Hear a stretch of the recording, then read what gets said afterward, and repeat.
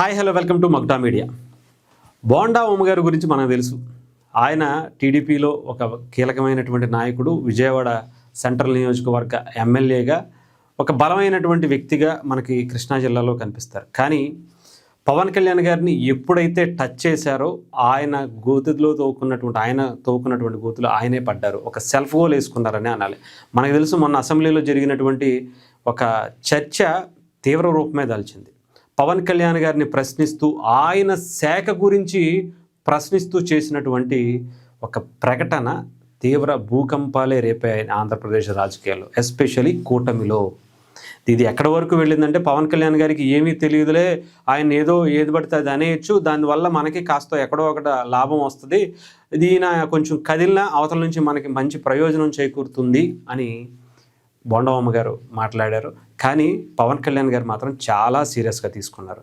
ఏది పడితే అది మాట్లాడేసి నా శాఖని, నా కింద ఉండేటువంటి, నేను పనిచేసేటువంటి శాఖలో ఉండేటువంటి వ్యక్తుల్ని లేదా ఆ శాఖకు సంబంధించినటువంటి పనుల్ని తప్పుగా, లేదంటే ఏమీ చెయ్యట్లేదు, అసలు ఉన్నారా లేరా అనుకునేటువంటి విధంగా ఆయన పోర్ట్రేట్ చేయడం ఆయనకి నచ్చల. ఆయన సీరియస్ అవటం కాదు, ఆయన బండారం మొత్తం తీసుకొచ్చి ప్రజల ముందు పెట్టేసినటువంటి పరిస్థితి కూడా వచ్చింది.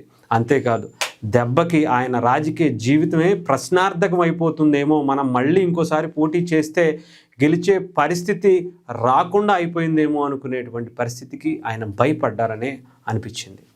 అలాంటి ఆయన దాని నుంచి తేరుకోవడానికి చాలా ప్రయత్నాలు చేశారు, చాలా కష్టపడ్డారు. ట్వీట్లు చేశారు, ఇంకొకటి చేశారు, పవన్ కళ్యాణ్ గారిని పొగిడేటువంటి కార్యక్రమం చేసినా కూడా అక్కడ ఎక్కడ అది వర్కౌట్ అవ్వలేదేమో అనిపించింది. ఆఖరికి చంద్రబాబు నాయుడు గారు కూడా అసెంబ్లీకి వచ్చి మళ్ళీ ఎమ్మెల్యేలకి, మంత్రులకి, అందరికీ కూటమి మధ్య చిచ్చు పెట్టాలనే మాటలు కానీ, మీ వ్యక్తిగత స్వలాభాల కోసం పిచ్చి వేయన చేస్తే మాత్రం ఊరుకునేదే లేదు అని చెప్పి సాక్షాత్తు వాళ్ళ నాయకుడు, అధినాయకుడు, ఆంధ్రప్రదేశ్ ముఖ్యమంత్రిగా ఆయన ఇచ్చినటువంటి వార్నింగ్ కూడా మనం చూసాం.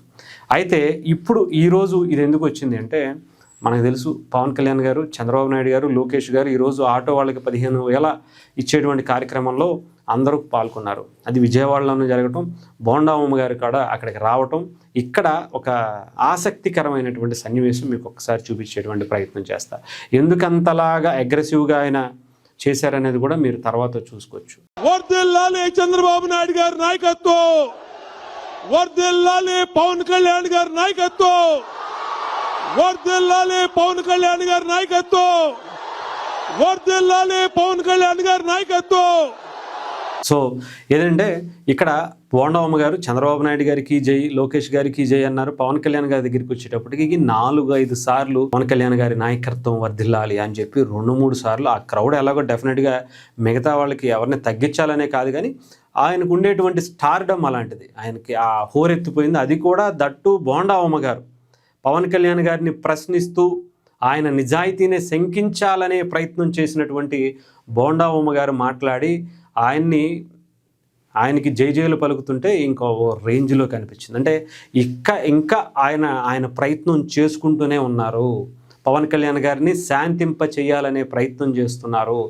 జనసేన పార్టీలో ఉండేటువంటి జన సైనికుల్ని, ఆయన నియోజకవర్గంలో ఉండేటువంటి ఒక వర్గాన్ని ఆయన పవన్ కళ్యాణ్ గారి మచ్చికతోనే ఇవన్నీ సాధ్యపడతాయని భావించి పవన్ కళ్యాణ్ గారిని ప్రసన్నం చేసుకోవడం కోసం ఇంకా కార్యక్రమాలు చేస్తున్నట్టుగానే కనిపించింది. సో డెఫినెట్గా చూద్దాం ఇది ఎప్పటి వరకు వెళ్తుంది, మనం ఏది పడితే అది మాట్లాడేయచ్చా అనే దానికి ఇప్పుడైతే బోండమ్మ గారి మీద ఇంపాక్ట్ కనిపించదు. కానీ రేపు ఎలక్షన్స్లో వరకు కూడా ఇలాంటి ధోరణిలో ఇంకొకసారి ఇలాంటి వ్యాఖ్యలు ఏమన్నా వచ్చినా, ఏమన్నా మాట తూలినా ఆయన రాజకీయ భవిష్యత్తుకి చాలా చాలా చాలా పెద్ద మైనస్ కింద అయిపోద్ది.